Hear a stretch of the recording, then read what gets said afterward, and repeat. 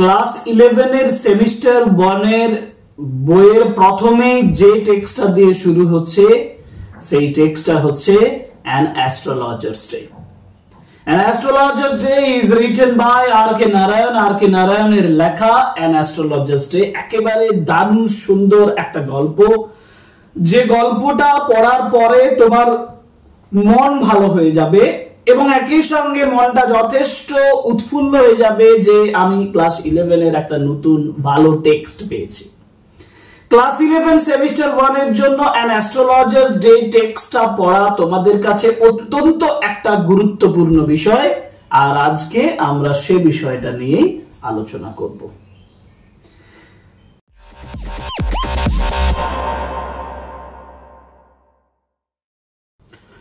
দেখো, আর.কে. নারায়ণ একজন south Indian writer এবং যার পুরো নাম হচ্ছে রশিপুরম কৃষ্ণস্বামী নারায়ণ স্বামী বা রশিপুরম কৃষ্ণস্বামী নারায়ণ।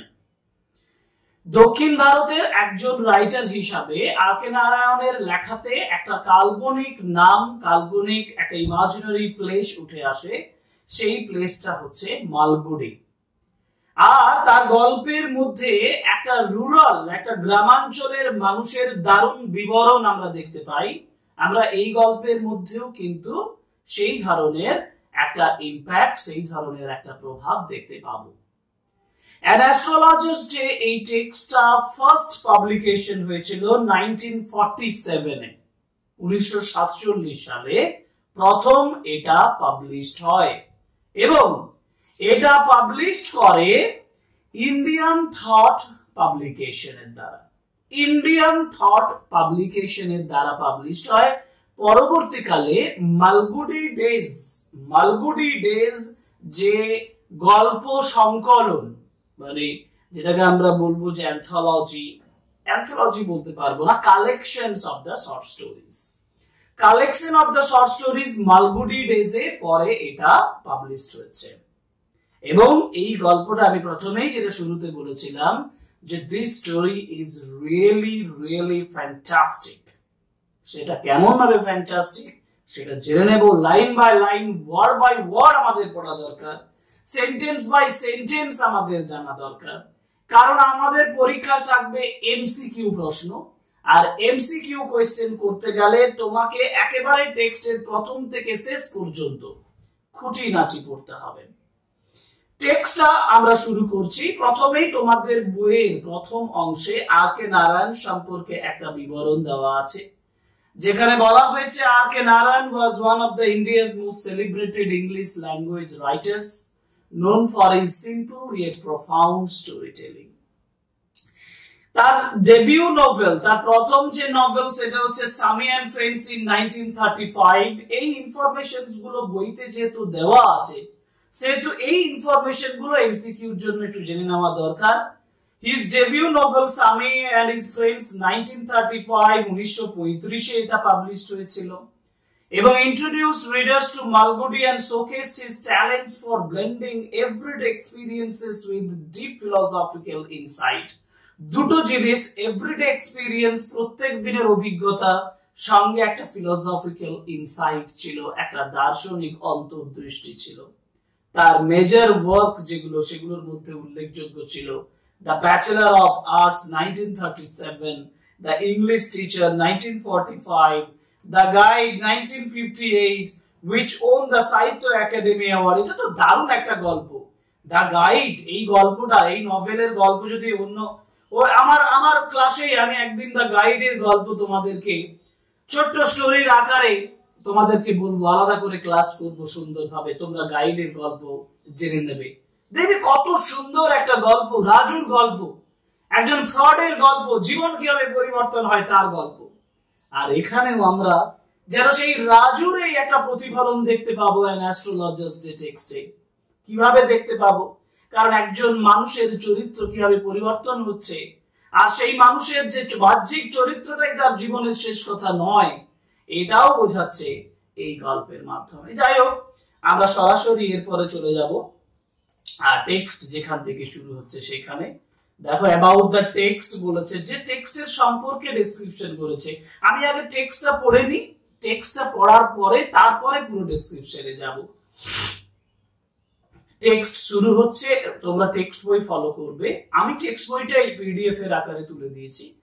তোমাদের নতুন টেক্সট বুক তোমরা পেয়েছো, সেখানেই দেখবে এভাবেই টেক্সটটা সাজানো আছে, যার জন্য আমি এখান থেকেই দিয়েছি। পাংচুয়ালি অ্যাট মিডডে, প্রথমেই শুরু করেছে পাংচুয়ালি। পাংচুয়ালি মানে হচ্ছে একেবারে সময় সাপেক্ষভাবে, সময়ানুবর্তী ভাবে, একদম টাইমলি, যেটাকে আমি বলবো।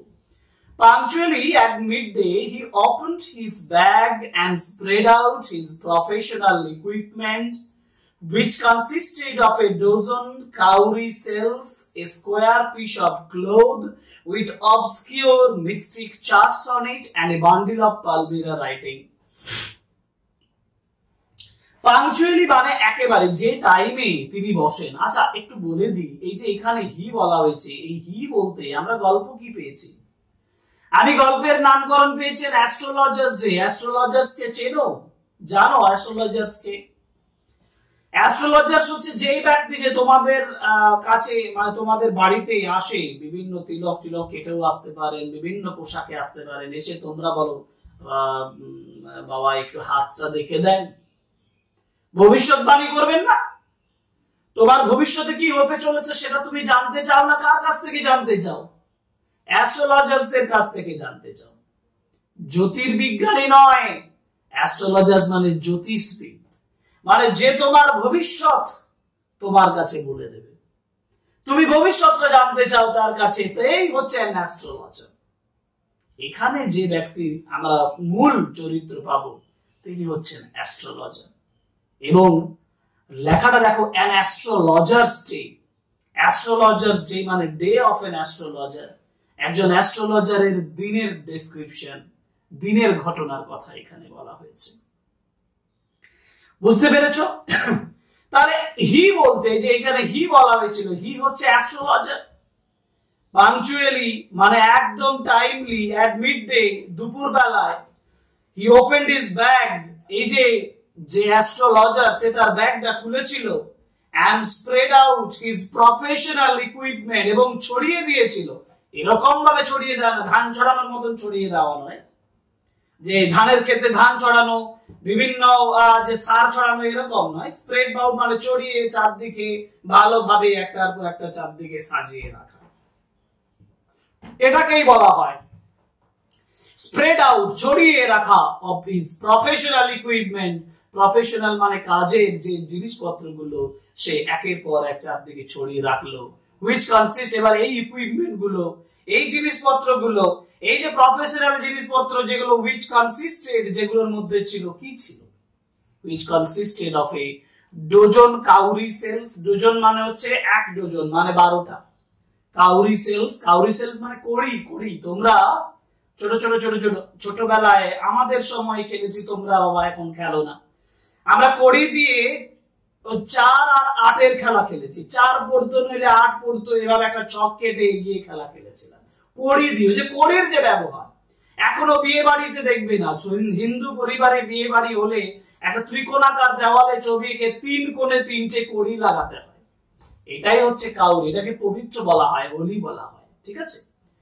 তো এই যে তার মধ্যে ছিল কাউরি সেলস, যে কড়ি ছিল, এ স্কোয়ার পিস অফ ক্লোথ, একটা 4 কোণা যা কাপড় ছিল, উইথ অবসকিউর মিস্টিক। অবসকিউর মানে হচ্ছে স্ট্রেঞ্জ, অদ্ভুত। আর মিস্টিক চার্টস মানে হচ্ছে, মিস্টিক মানে এমনিতে হচ্ছে রিলিজিয়াস, মানে ধর্মীয়। আমি বলতে পারবো না যেটা রয়, এটা মিস্টেরিয়াস।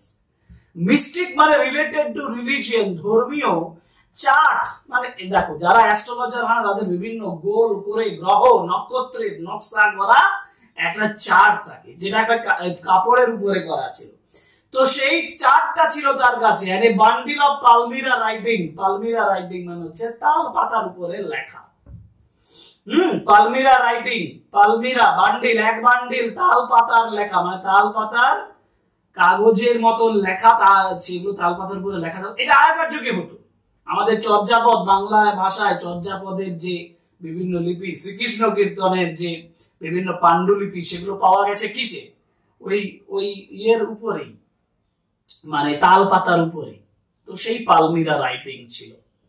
হিজ ফোরহেড, তার কপাল, ফোরহেড মানে কি কপাল, তার forehead was resplendent with sacred ash, resplendent মানে এই যে এরকম ভাবে ঘষা ছিল, পরিপূর্ণ ছিল, কাভার ছিল, রেসপ্লিন্ডেন্ট কাভার ছিল with sacred ash, sacred ash মানে হচ্ছে ছাই, পবিত্র ছাই, এন্ড ভার্মিলিয়ন, ভার্মিলিয়ন মানে হচ্ছে সিঁদুর, এন্ড হিজ আইজ, আর তার চোখগুলো স্পার্কেল, জ্বলজ্বল করছিল, with a sharp abnormal Glim, sharp মানে তীক্ষ্ণ, অ্যাবনর্মাল মানে অস্বাভাবিক, গ্লিম মানে একটা দৃষ্টি, চোখের মধ্যে একটা অস্বাভাবিক দৃষ্টি ছিল, which is really, যেটা সত্যিকারের an outcome of continual searching look for customers, যেটা ছিল একটানা সার্চিং এর জন্য for the customers, মানে কাস্টমারদেরকে সব সময় তার চোখটা সার্চ করছিল,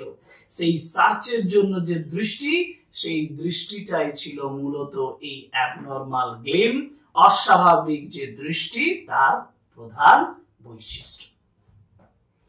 দেখো এখানে অ্যাস্ট্রোলজার সম্পর্কে বলছে, তার চোখের মধ্যে একটা অস্বাভাবিক দৃষ্টি ছিল, যেটা যেন মনে হচ্ছিল সব সময় কাস্টমারদেরকে খুঁজে বেড়াচ্ছে, কাস্টমার কোথায়, কাস্টমার কোথায়, but which is simple clients, কিন্তু যেটা তার ক্লায়েন্টসরা, তার এক কথায় খদ্দেররা, ক্লায়েন্টসরা took to be prophetic light, আর যে দৃষ্টি, যে গ্লিমটাকে তারা মনে করত এটা একটা প্রফেটিক লাইট, প্রফেটিক মানে হচ্ছে ভবিষ্যৎবাণী, প্রফেসি থেকে প্রফেটিক মানে ভবিষ্যৎবাণী করার মতন একটা লাইট, একটা আলো হিসাবে তারা মনে করত, মানে একটা অলৌকিক ক্ষমতার কথা মনে করত, তারা মনে করতো এটাই হচ্ছে তার প্রফেটিক লাইট, ভবিষ্যৎবাণীর যে একটা করার যে ক্ষমতা, তার থেকে একটা লাইট বিচ্ছুরণ হয়, সেই লাইট হিসাবে মনে করত, and felt comforted, এবং স্বস্তি অনুভব করত।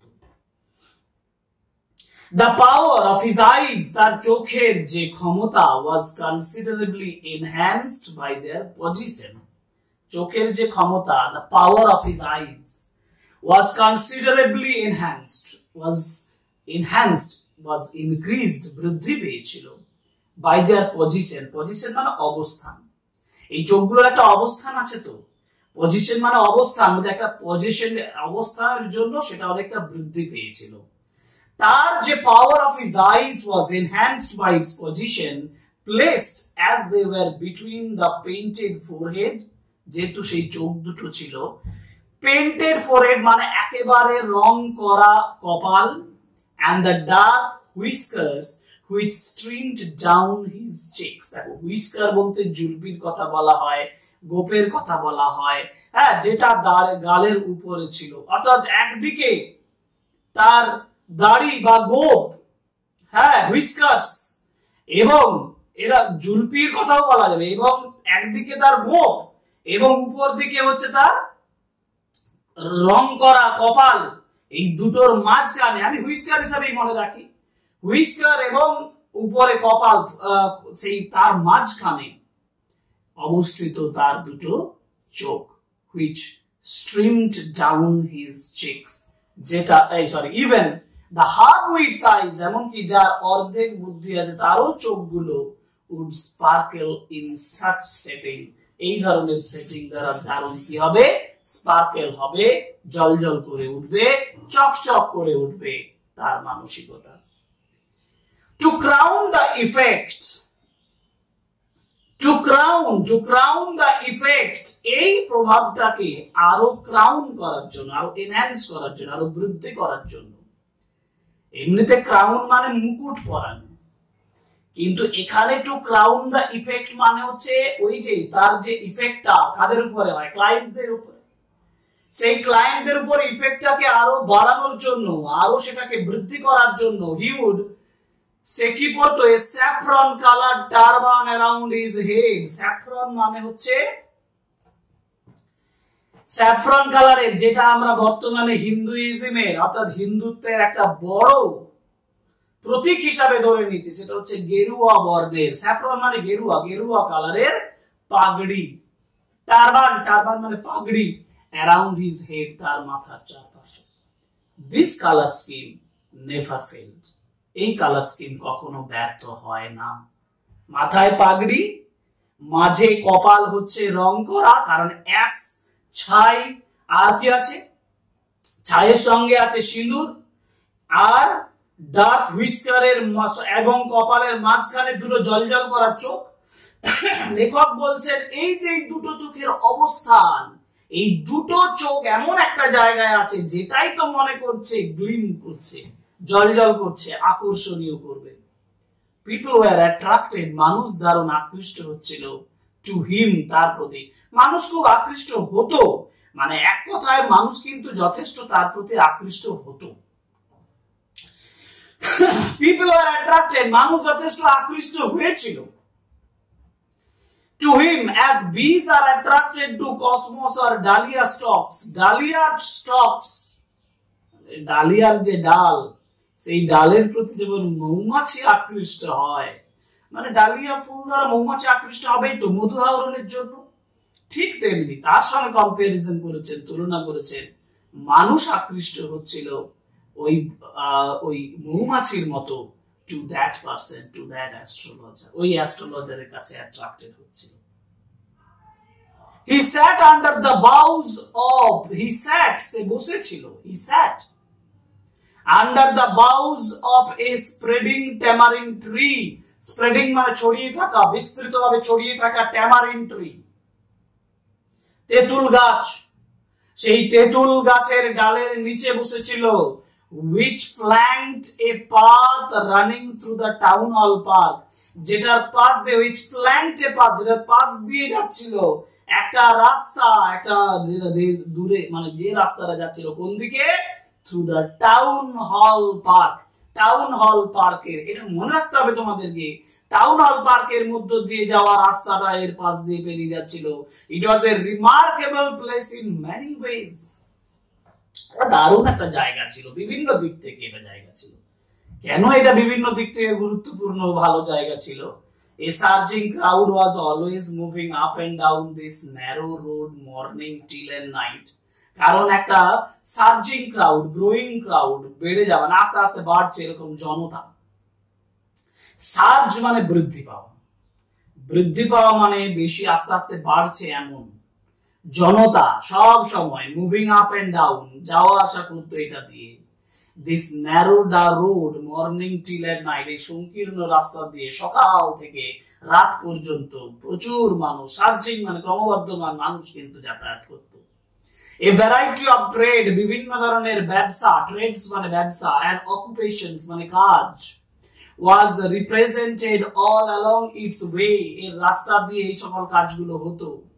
মেডিসিন সেলার্স, ওষুধ বিক্রেতা, সেলার্স অফ স্টোলেন হার্ডওয়্যার, চুরি করা হার্ডওয়্যারেরও বিক্রেতা, এন্ড জাঙ্ক, জাঙ্ক মানে যেগুলো ফেলে দেওয়া জিনিস, নোংরা আবর্জনাতে ফেলে দেওয়া জিনিস, জাঙ্ক মানে অব্যবহৃত পুরনো জিনিসপত্রের দোকান। এক কথা আমি আবার আবর্জনাতে ফেলে দেওয়া বলবো না, যে সকল মানুষ মনে করে যে এই জিনিসগুলো আমার ঘরে আর কাজে লাগবে না, সেগুলো আমরা কি করি, ওই টিন ভাঙা লোহা ভাঙার লোককে এনে দিয়ে দিই।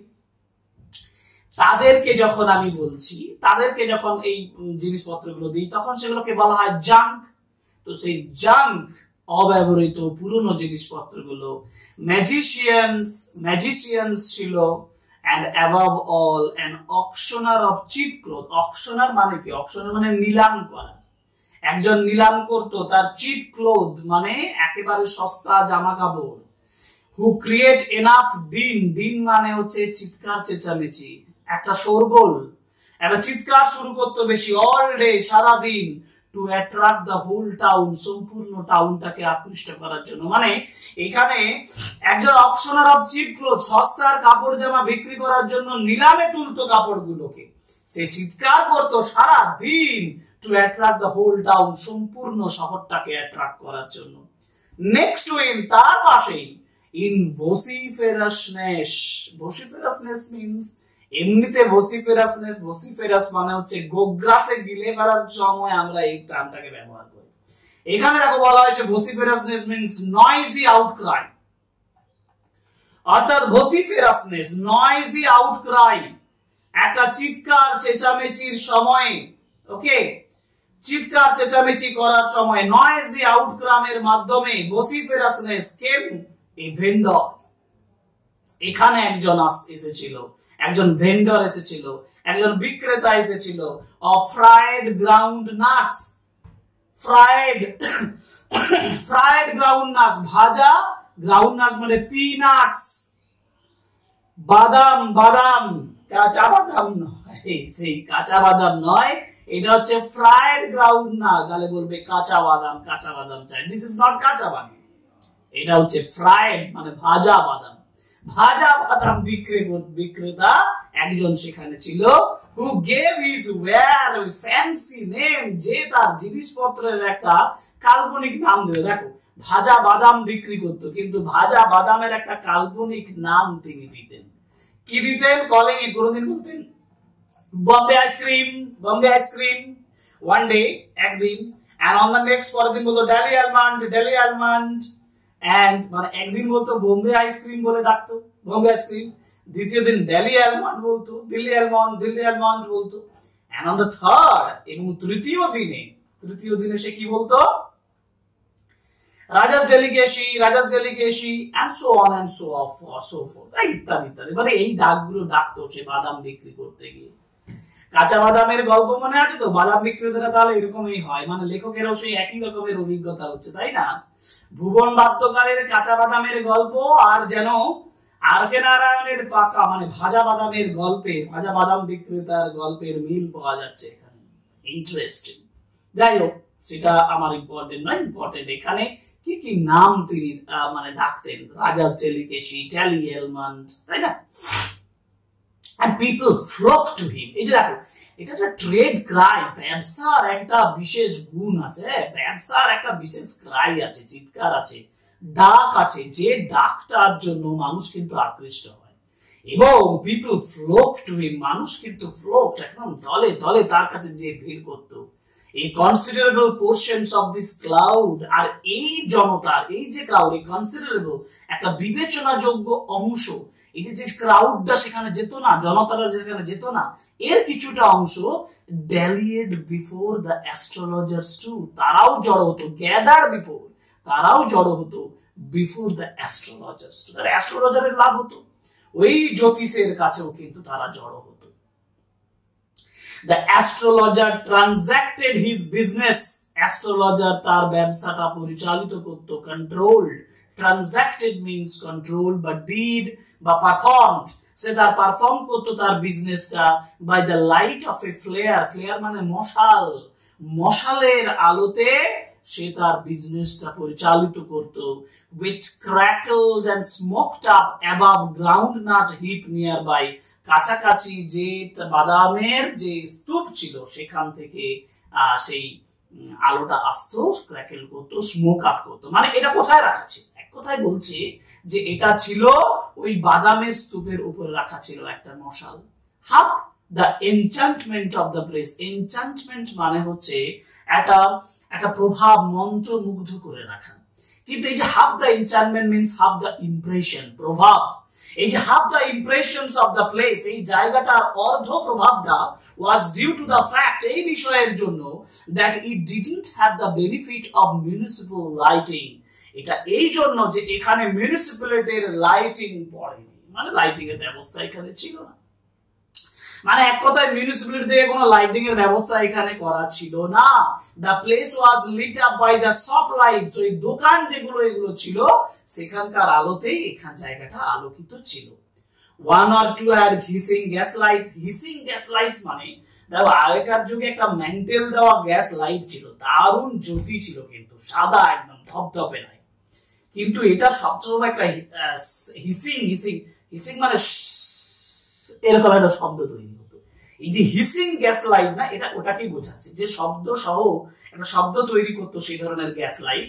সাম হ্যাড নেকেড ফ্লেয়ার্স, কারো আবার মশাল থাকতো, হ্যাঁ, নেকেড মানে হচ্ছে যার কোনো কাভার ছিল না, গ্যাস লাইটের একটা কাভার ছিল, কিন্তু নেকেড ফ্লেয়ার্স মানে হচ্ছে ওই মশালের কোনো কাভার ছিল না। স্ট্রাক অন পোলস, পোলস মানে খুঁটি, যেটা খুঁটির উপরে রাখা থাকতো। Some were lit up by the old cycle lamps, কেউ আবার জ্বালাতো সাইকেলের যে ল্যাম্প, সেই lamp জ্বালাতো। and one or two এক দুজন like the astrologers আর এক দুজন যারা অ্যাস্ট্রোলজারের মতো ওই যে like astrologers managed without lights of their own তাদের নিজেদের লাইট বাদ দিয়েই চালিয়ে নিত অ্যাস্ট্রোলজারের নিজের কোনো লাইটই ছিল না এটা তো ক্লিয়ার যে there was no light of astrologer বাকিদের আলোয় চালিয়ে নিত so it was a bewildering মানে হচ্ছে কনফিউজিং এটা ছিল একটা confusing Chris cross of lights মানে লাইটের বিভিন্ন দিক থেকে ক্রিস ক্রস হবে বিভিন্ন দিক থেকে লাইট আসবে হ্যাঁ রেজ and moving shadows আর তার সঙ্গে সঙ্গে কি হবে যখন কেউ পেরিয়ে যাবে তখন তার শরীর থেকে কি হবে ছায়া তৈরি হবে না যার জন্য মুভিং শ্যাডোজ এবং ছায়া তৈরি হবে যে ছায়াগুলো আস্তে আস্তে সরে যাবে সেই ধরনের this suited the astrologer very well আর এটা অ্যাস্ট্রোলজারকে দারুণ শুট করেছিল ভালো করে ভেবে দেখো অ্যাস্ট্রোলজারের নিজের লাইট ছিল না লোকের আলোয় প্রভাবিত হতো লোকের আলো শুধু নয় লোকের আলোয় যখন লোক পেরিয়ে যেত তখন তার ছায়াটা তার উপরে পড়তো এটাও একটা গুরুত্বপূর্ণ বিষয় তাই না তো এটা বলছে অ্যাস্ট্রোলজারকে দারুণ শুট করতো this suited astrologers very well কেন for the simple reason একটা simple reason এর জন্য that he had not the least intended to be astrologer কারণ সে অ্যাস্ট্রোলজার হতে চায়নি least intended মানে তার কমপক্ষে যে ইচ্ছেটা থাকার কথা সেই কমপক্ষে ইচ্ছেটা ছিল মানে ইচ্ছে ছিলই না তার ইচ্ছে ছিলই না অ্যাস্ট্রোলজার হওয়ার when he began life যখন সে তার জীবনটা শুরু করেছিল and he knew no more of what was going to happen সে তো জানেই না কি হতে চলেছে what was going to happen to himself next minute পরের মিনিটে কি ঘটতে চলেছে সেটা সে জানেই না he was as much stranger to the stars as were the innocent customers খুব হাস্যরসাত্মক কথা দেখো এখানে বলছে he was as much stranger to the stars stars মানে নক্ষত্র নক্ষত্রদের কাছে সে যেমন স্ট্রেঞ্জার ছিল নক্ষত্রদের কাছে সে যেমন অদ্ভুত একজন ব্যক্তি ছিল মানে আগন্তুক অপরিচিত ছিল টু হিজ ইনোসেন্ট কাস্টমার তার নিষ্পাপ যে কাস্টমার তাদের কাছেও ততখানি কি ছিল ততখানি সে অপরিচিত ছিল মানে নক্ষত্রদের নিয়েও তার কোনো জ্ঞান ছিল না নক্ষত্রদের কাছে যতটা অপরিচিত ছিল লোকেদের কাছে অপরিচিত তাহলে কি ছিল এর মধ্যে কোনো অরিজিনালিটি ছিল না এর মধ্যে কোনো ট্যালেন্ট ছিল না অ্যাস্ট্রোলজার্স নিয়ে কোনো ট্যালেন্ট তার মধ্যে ছিল না এটাই বোঝাতে চাইছেন লেখক যে তিনি অ্যাস্ট্রোলজার অরিজিনালি হতেই চাননি লিস্ট ইন্টেন্ডেড yet তবুও he said things which pleased and astonished everyone তবুও তিনি যে কথাগুলো বলতেন সেগুলো অন্যান্যদেরকে প্লিজড করতো আনন্দিত করতো and astonished এবং আশ্চর্য করতো অন্যান্যদেরকে অ্যাস্টনিশড করত that was more a matter of study এটা হচ্ছে অরিজিনালি স্টাডি করা মানে ভালোভাবে নিরীক্ষণ করা এক্সপেরিয়েন্স অভিজ্ঞতা অর্জন করা গবেষণা করা নয় স্টাডি মানে নিরীক্ষণের কথা বলেছে ভালোভাবে দেখা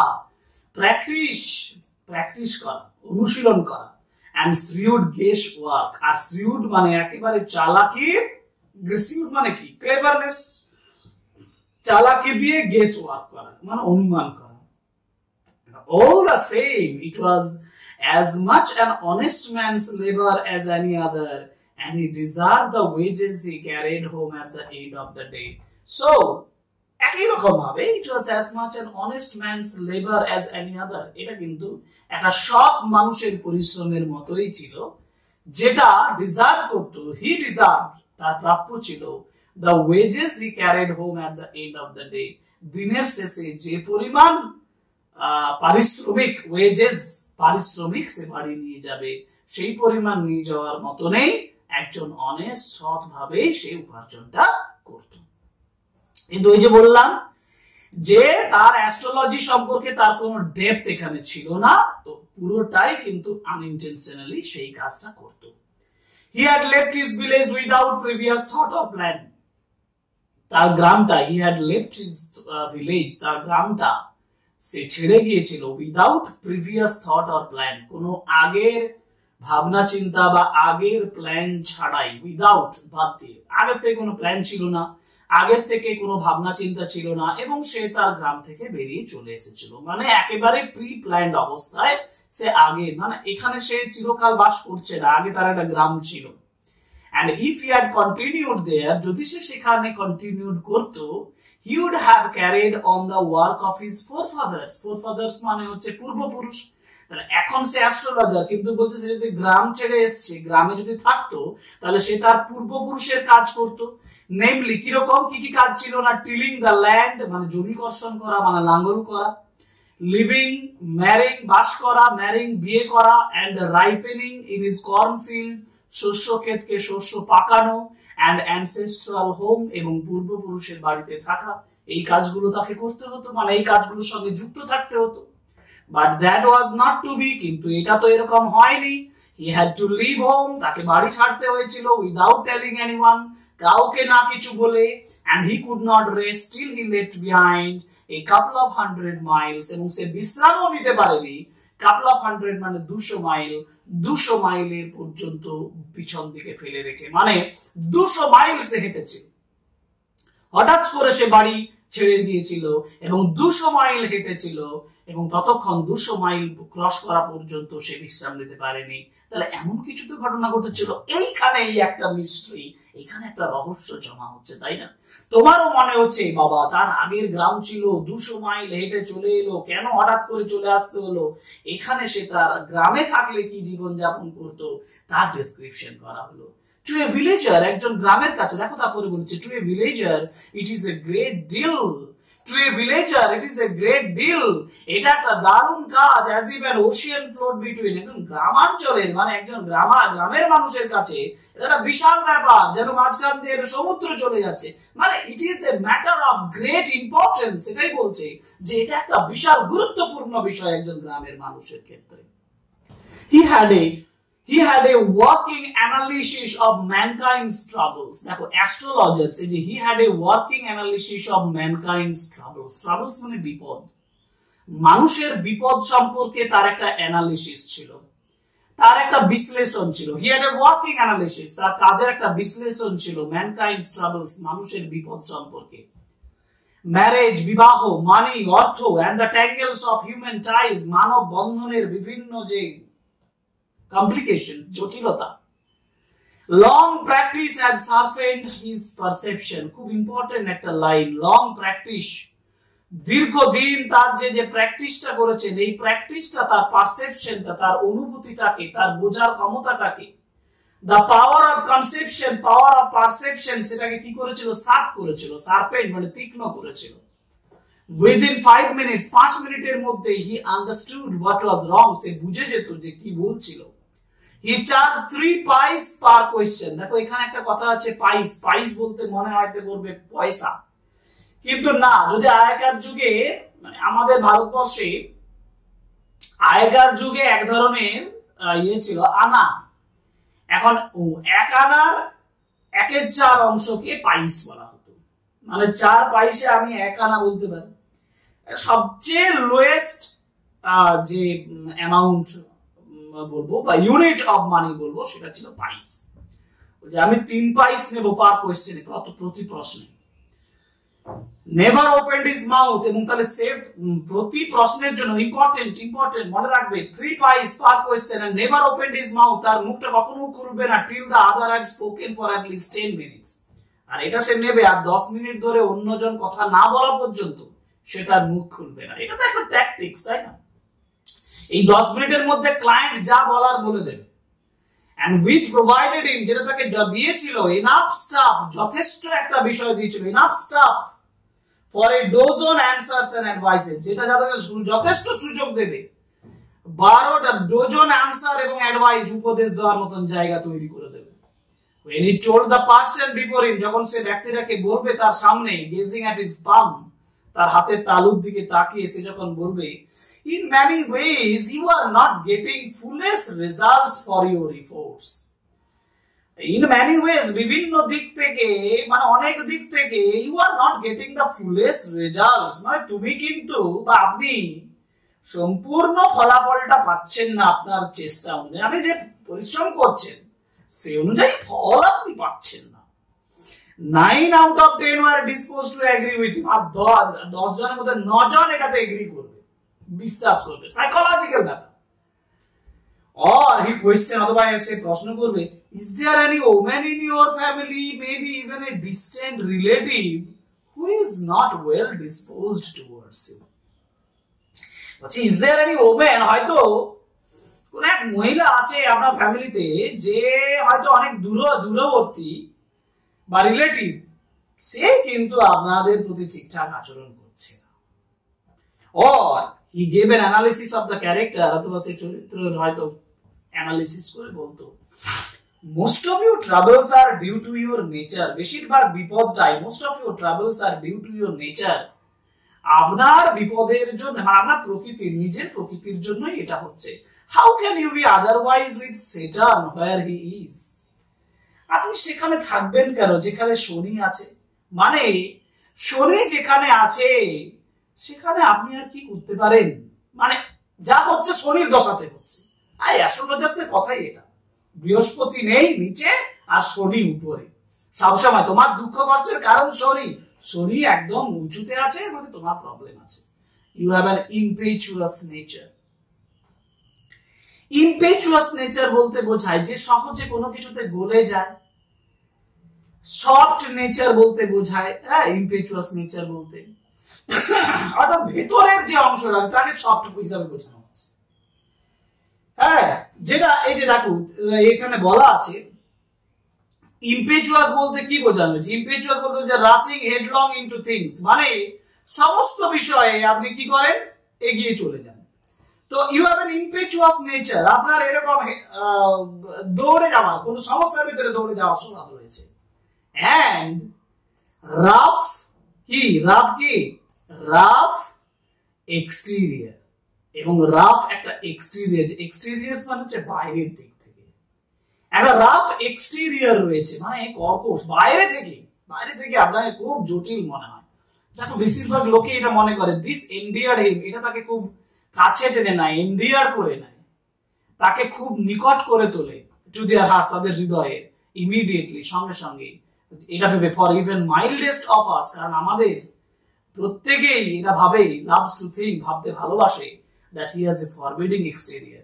ফরবিডিং মানে হচ্ছে যেটাতে দ্যাট ইজ ব্যাড এক্সটেরিয়র, মানে একটা রাফ এক্সটেরিয়র আমি বলবো। ফরবিডিং এক্সটেরিয়র মানে রাফ এক্সটেরিয়র, একটা যথেষ্ট কর্কশ বাইরের মানসিকতা আছে, খারাপ, মানে বাইরে থেকে আপনি খুব জটিল, বাইরে থেকে আপনি খুব মানে শক্ত একজন মানুষ, কিন্তু ভিতরের থেকে আপনি সব সময় কোনো কিছুর ভিতরে মাথা গলিয়ে দেন, সবকিছুর মধ্যে ঢুকে যান, because you have a soft nature, আপনার সফট নেচার হচ্ছে।